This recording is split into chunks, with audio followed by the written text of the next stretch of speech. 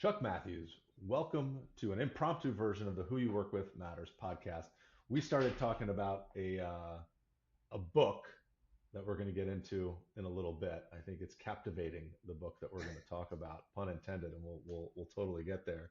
But you and I became fast friends at our Blue Water Wave, master networking organization that we're both a part of.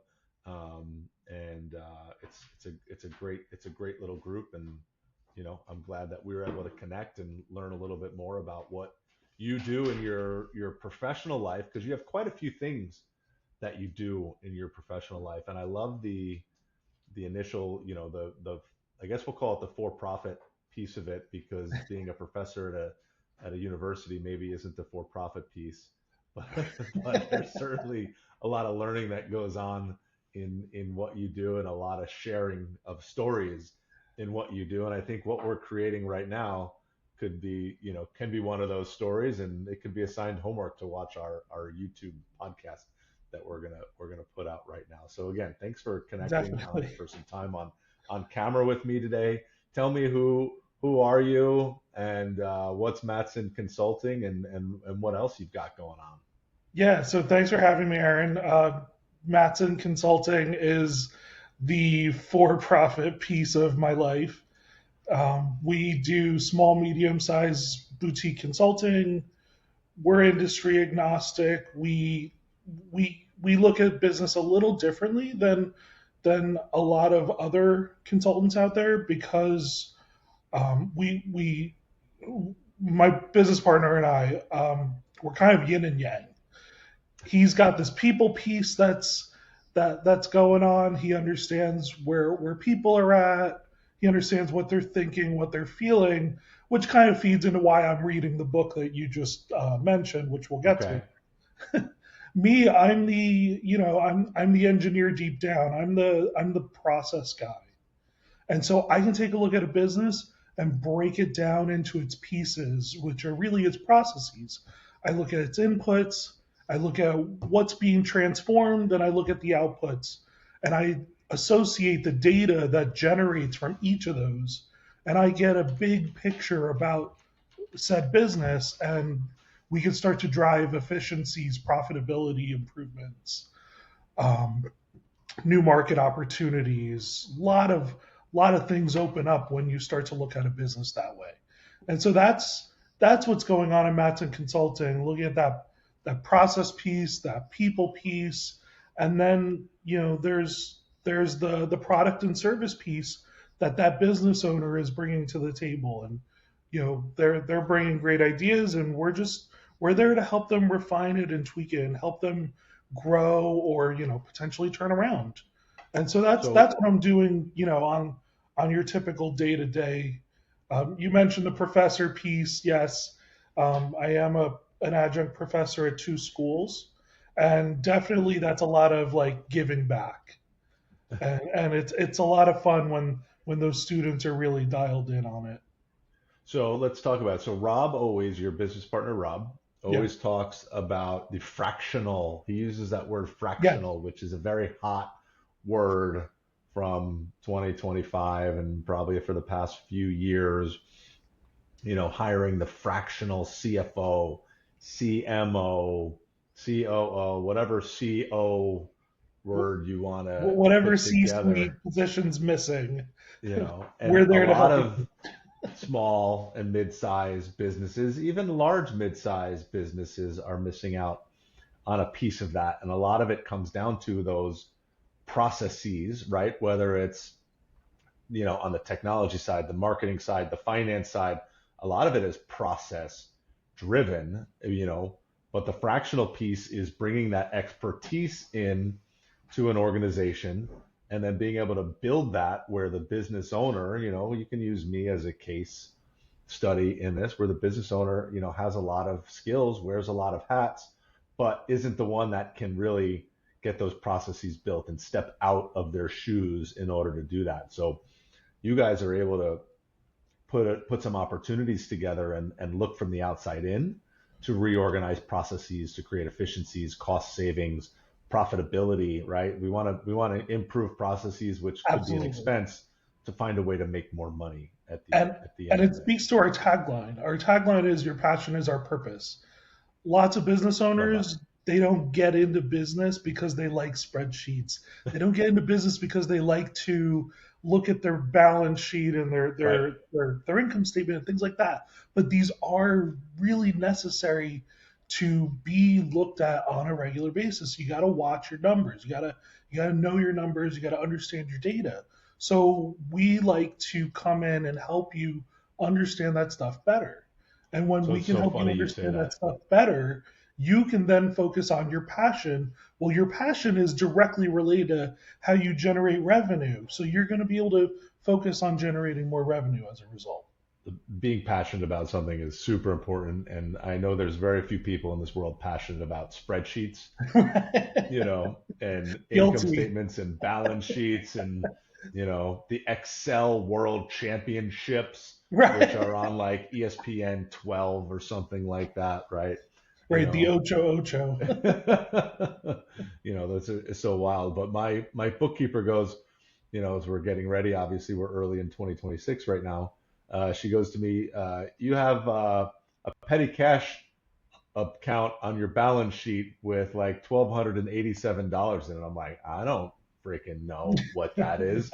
I think there was a point in time 10 years ago that we had petty cash because people were paying insurance premiums in cash and would Oh, walk in. So we would make change and use petty cash for other employee expenses that, everything has since gone away, from the COVID era. right.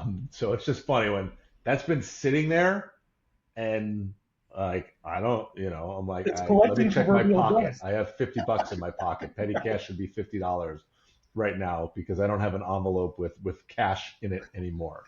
It's not a thing in my business today. So we don't look at that, so that's something Right. that, I need a professional in my life. I need a who in my life that's going to look at that and clean those things up from time to time because it's probably been 10 years since that's been cleaned up or longer than that. We keep pretty decent records, but there's things that linger that don't get looked at or touched or get overlooked because it's not important. And that's not important to me. And I still don't think a line item for petty cash on my balance sheet should be important to me. But somebody's got to clean No. it up, at some point during the process. Right. It needs to be addressed, but it shouldn't be something that you're spending brain power on.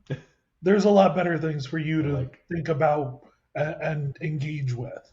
I like the way you put that. So let's talk about brain power and our students today. So you're an adjunct professor at two community colleges. What types of classes are you leading? Yeah, so I'm teaching courses at the intersection of business and engineering and society. It depends on which class, which school, but that kind of sums it up. So, there's components around good communication. There's components around ethical behavior, ethical dilemmas, how to be better, honest engineers. And then there's more straight ahead business courses like small business management, marketing, um, organization and management, things like that.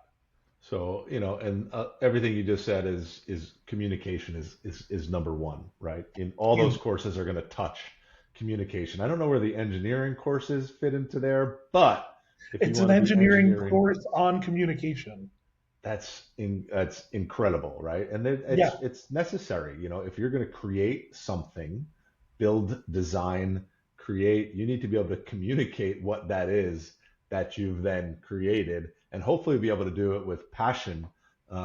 Because as an engineer, you need to be passionate about it, regardless of which field of engineering you're in. There's so probably hundreds of different fields of engineering, with engineering as a very broad headline. But being right. able to communicate what you're building, creating, what your thought process is super important. And that goes into the marketing classes and the business management classes. Business management isn't about what your balance sheet is, although a business management class should probably talk about spreadsheets and balance sheets and how to use the accounting software tools that exist today. and not just, be relying on AI to figure out everything that we're doing. Although I did prompt Gemini for our conversation today to give me a recap and brush in some of my thoughts for what we're going to talk about next. But, you know, getting into the student's mind about being present, being passionate, and being able to communicate is more important today than I think it's ever been. So what I've done, I've noticed. I've noticed, and it's deliberate as well. I used to assign the students only one presentation or two presentations over Mm-hmm. the course of the semester, and what I realized is that I need these people presenting more. I need them in front of an audience, getting the rust off, working out the nerves, and just doing it over and over. It's like a muscle, right? Mm-hmm. And so when I get them up now, I'm getting them up 5 times over the semester. Okay. I get them up and I say, look, it's early in the semester. Present on any topic you want. As long as it's safe for the classroom, bring it. You want to do a presentation on tennis? Be my guest. You Okay. want to do a presentation on Rocket Lab? That's on my mind. Go for it. And 1 to 2 minutes, that's it. Right. So it's not that you have to prep a great deal. It's supposed to be something you already know and something that you already are passionate about, talking about passion Mm-hmm. again. And what I've seen is that students came back to me and said, "Thank you for having me do that presentation. It was the first time in a long time I didn't use AI to get it done, and it You helped know, me and work that's out the so nerves." and that's so funny because it's putting their brain to work in a different way that they're excited about. Yeah. And I was on a show on a podcast as a guest the other week and it was family office based, so very high net worth audience to this, and it was about collections, collectibles. Mm. The two other panelists that I was in the room with were both watch collectors, right, to Okay. the nth degree, and the time, effort, energy, and passion that they put into their collectibles, art pieces that go on your wrist that potentially can appreciate significantly in value because there's a scarcity in the art collection, in the watch collection world. The way they talk about how they collect and what they do is just incredible. I'm like, I don't belong in this room because I'm not a watch guy. I'm wearing a digital watch right now. I don't own any other watches. I don't wear any other jewelry, but I'm in the space in the business of insuring and hedging against those losses. And we all know you can't get your time back, but if there's an insurance company that can help you recoup your loss, whether it's financially or replacing or repairing something that's been damaged, I think we find a way to help out significantly, right? Because when you are passionate about something and collecting something over a long period of time, you put a lot of time, effort, and energy into doing it. We want to make sure that we can find a way to make you whole, in some way, shape, or form. I think That is super important. that passion links to emotion, and when you take that loss, there's devastation associated with it. Yeah, and so what can we do to hedge against that loss and protect against it? And it might not ever be 100% full, but it's better than nothing. Right. So that's I bring my expertise into how can we take the psychology of investing in a hobby and protecting it, the psychology of owning something and protecting it, and let's do the best that we can do, and the goal not to ever have to use it, right? Just paying an expense to cover and protect against that is super important. So if you ever need anybody to come into the classroom when the students are presenting and offer some feedback, I would love that. I think that would be so fun sitting in the back of the room and doing some gentle critiquing You know what? for what they're doing. I'm going to take a look at the syllabus and see where we can fit you in. You know, You brought up BWW Blue Water Wave, the yeah. networking group that we're a part of, and one of the things I did last semester was I did bring in a couple guest speakers related to their their strengths and what they do on a day to day basis. I brought in Hmm. one individual, Bill. He's huge on cash flow, and then my business partner Rob, and Rob talked about the sales process. Love it. So I'm going to take a look at the syllabus and Not going to say it's this coming semester necessarily. Depends on what You I'm teaching because you I keep me teach in your back pocket. exactly. You're in my back pocket with a few other individuals. My course load rotates from semester to semester, so I could be teaching from a dozen different courses. Right. So So our conversation started, and we're going to go back to BWW, and thank you, Bridget, for connecting us. We yes, started a conversation. I think it started because we started talking about Audible and books, and then I think somehow, or I overheard you talking to Bill about being a guest lecturing, and then I said, for the students, it's really cool about communication, right? The whole conversation was about communication, and I said, there's this book that I've been reading, um, and it's called Captivate by Vanessa Van Edwards. And in the book, it talks about, the art of communicating, the art of working a room, the art of getting your message across to various people. And I thought it was really cool. And I really enjoyed the Audible version of it. And then, I watched her TED Talk, and she goes into the science of people, right? I think her website is the scienceofpeople.com, that you're right, actually, right. right? So it's not just noticing things, it's actually putting those things to work. Hang on one second, I got to change my headphones here.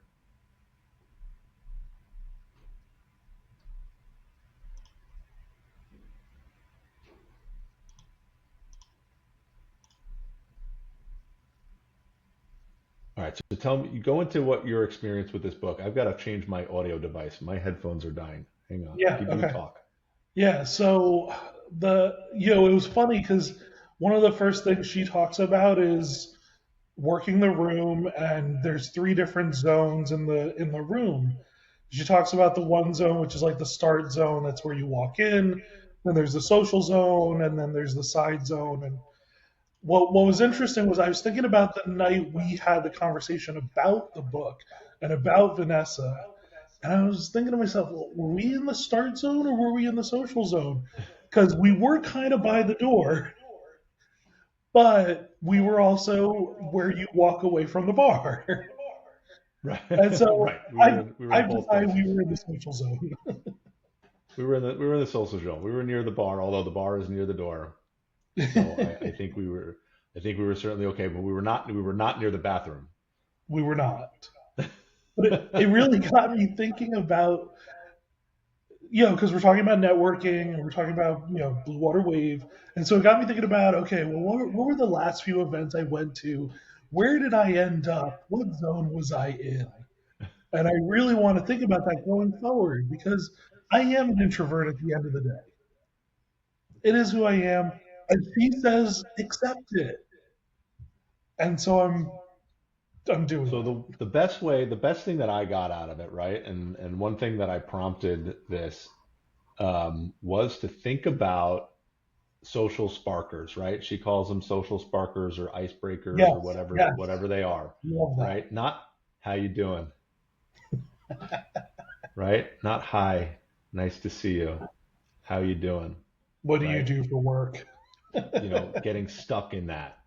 Yeah, So, hers are, very passionate questions, which I loved. You know, are you working on any personal passion projects? What's exciting that you're working on today? Not what do you do, where do you live, how you doing? Um, but just being able to ask those like more interesting questions that gets us into our passion conversation to talk about something that we're passionate about, something that we're excited to right. be able to talk Excited. about. It gets us into the excited zone. And Yeah, I remember she was talking about the science behind that. When you ask a question about something they are excited about, they end up thinking about that. They get that excited moment, and they get the opportunity to bring that excitement into this current conversation they're having.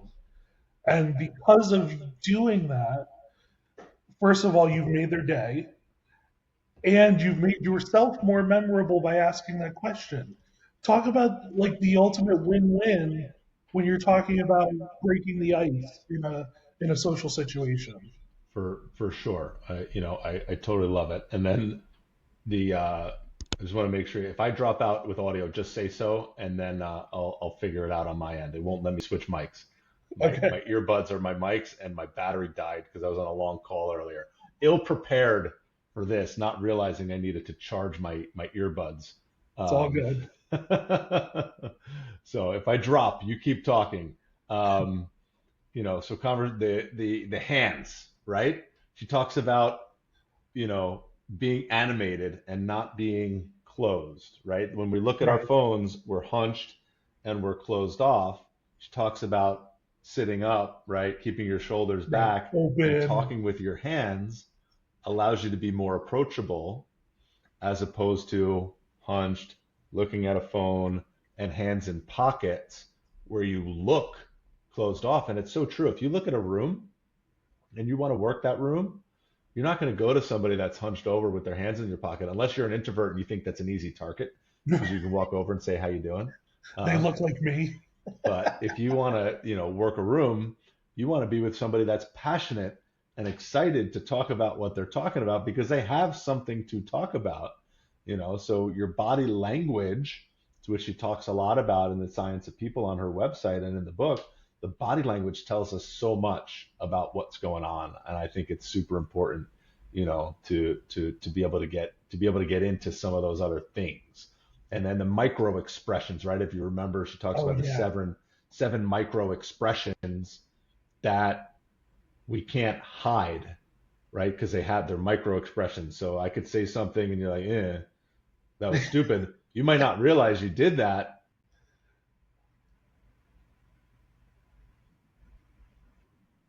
But yeah.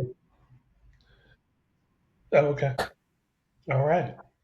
All right, sorry about that. So there'll be a blip in the radar. So we were talking about hand gestures, right? Yeah, the hand gestures, and that was a fascinating discovery because she put data behind it. She Right. had analyzed she had analyzed like some countless number of TED talks to figure out which ones were viral and whether she could find the pattern as to what made them viral. And hand gestures was one of the main Yeah. drivers. And it just seems so odd. Like how are how are how are the number of hand gestures so drastically different between a less accepted video versus a viral video? It was like 2 to 1 at the end of it. It was the numbers were staggering, right? Yeah, Based on the emotion being shared by the speaker with hands and posture and everything else. I think it's wild. I could use my hands all day and I'm still only getting 1,000 views. So I'm not in the millions category, right? I'm also not on TED Talks, but we'll get there. Maybe we'll get there someday. And then the micro expressions, we were talking about the facial oh micro right, expressions, right. where you can be disgusted, but you won't realize you did it because it's a micro expression, or you can be excited or scared, so there's so many different things. And once you learn how to control your micro expressions, then you can start being a stronger negotiator and be able to, Right.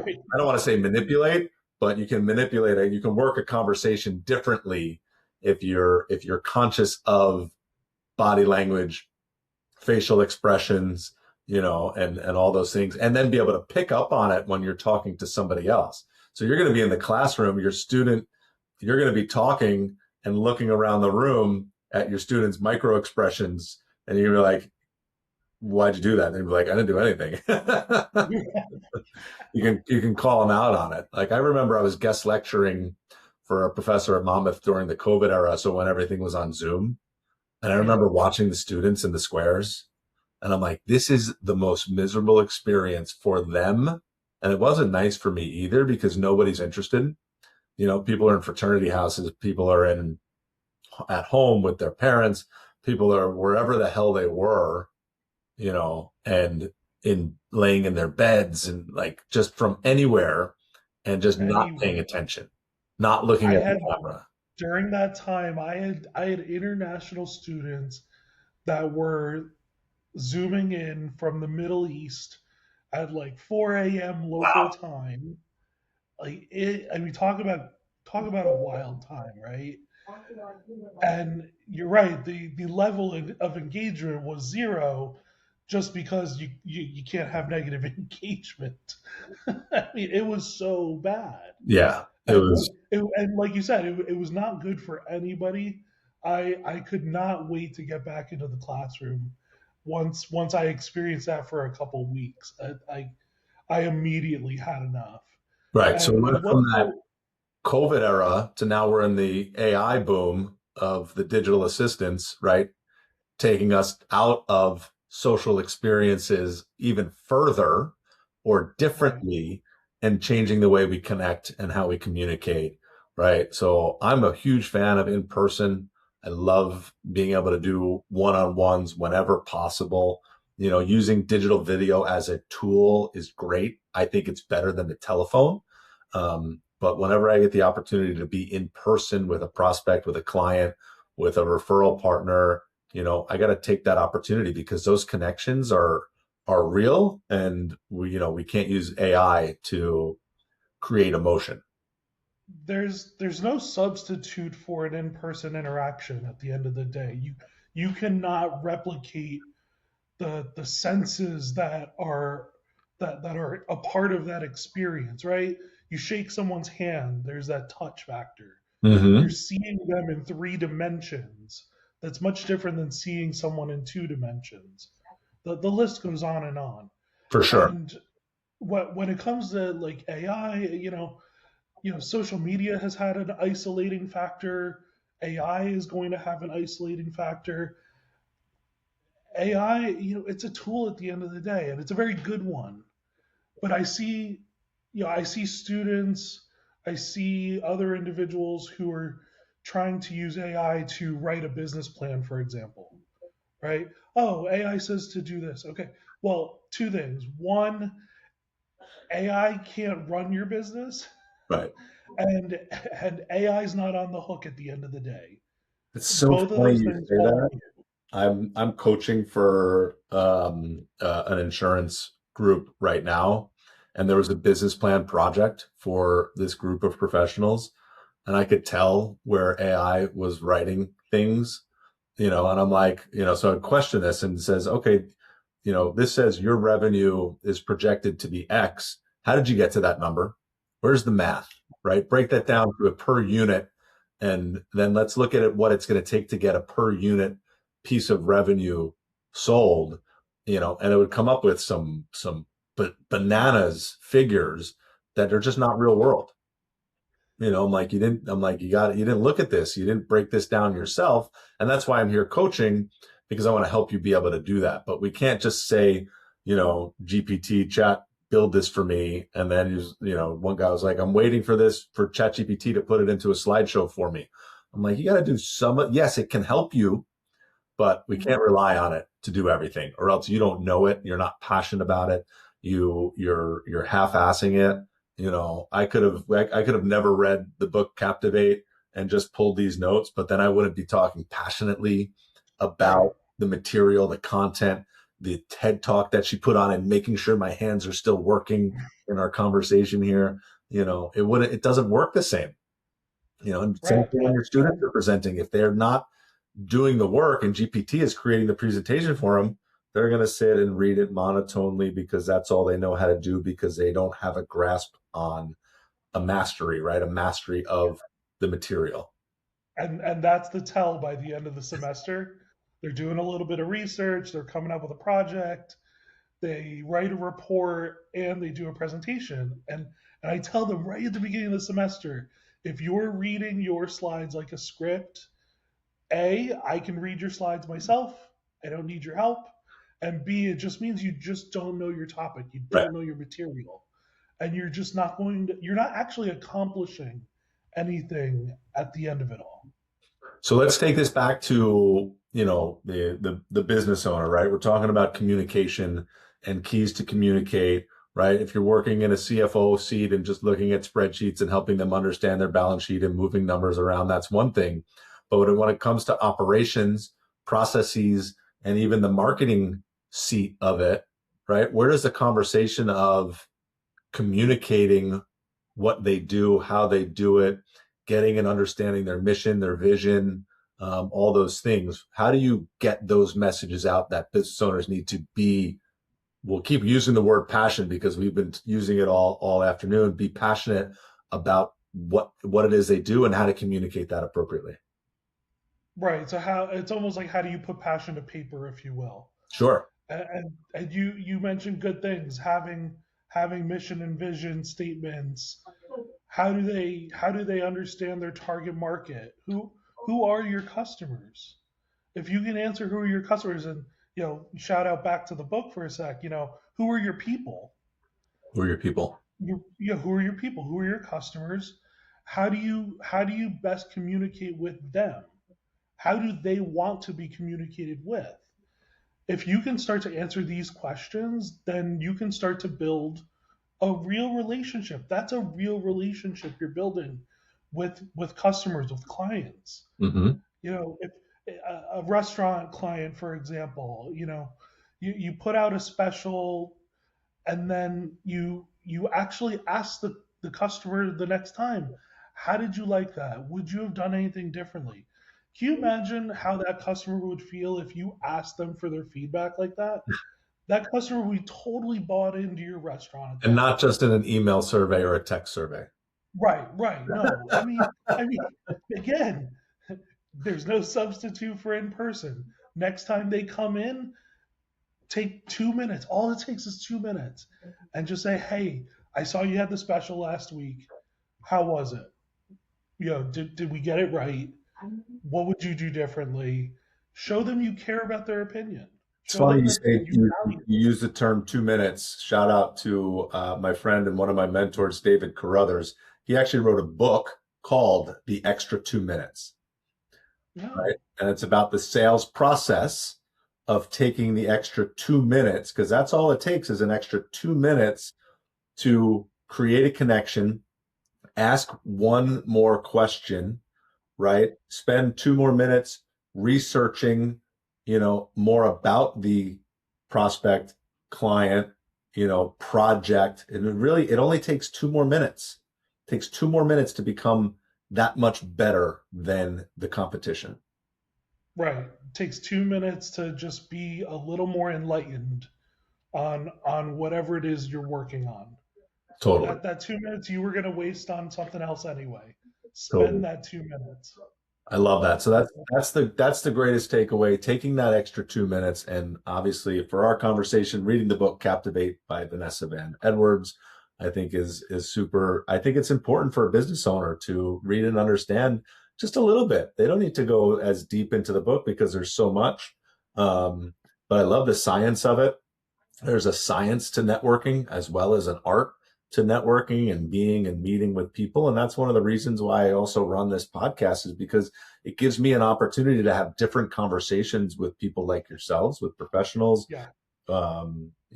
with people that are passionate about what they do, nonprofits, anybody that's passionate about something. I love having the conversation to be able to learn just that extra 2 minutes more. And we went way over, the proposed time, and I knew that we would, and I'm pumped that we did. Is there anything that I missed? Is there anything else from either the book or from our conversation that you wanted to share again? The best takeaway from the book is that being authentically you is not only acceptable, it's just the best practice you could do in any social setting. Just be yourself. If that means you're taking breaks, take those breaks. If it means you're going to the buffet, go to the buffet. Whatever it means, being authentically you is the only you that people want to deal with at the end of the day. Totally. Try to fake it, you're not going to make it. And it's exhausting. Sometimes you have to fake it till you make it, but that only goes so far. Right. So, Chuck, I appreciate you taking the time to connect with me today. This was a fantastic conversation, and I look forward to sharing it with my entire audience. And hopefully you're going to share it with your students too, because I made a mistake also. We all make mistakes, but we were able to recover from the mistakes, and my earbuds are charging, and we'll live to We work will. another day. And again, thank you so much for your time today. It was great. Thanks for having me, Aaron. You got it. Take care.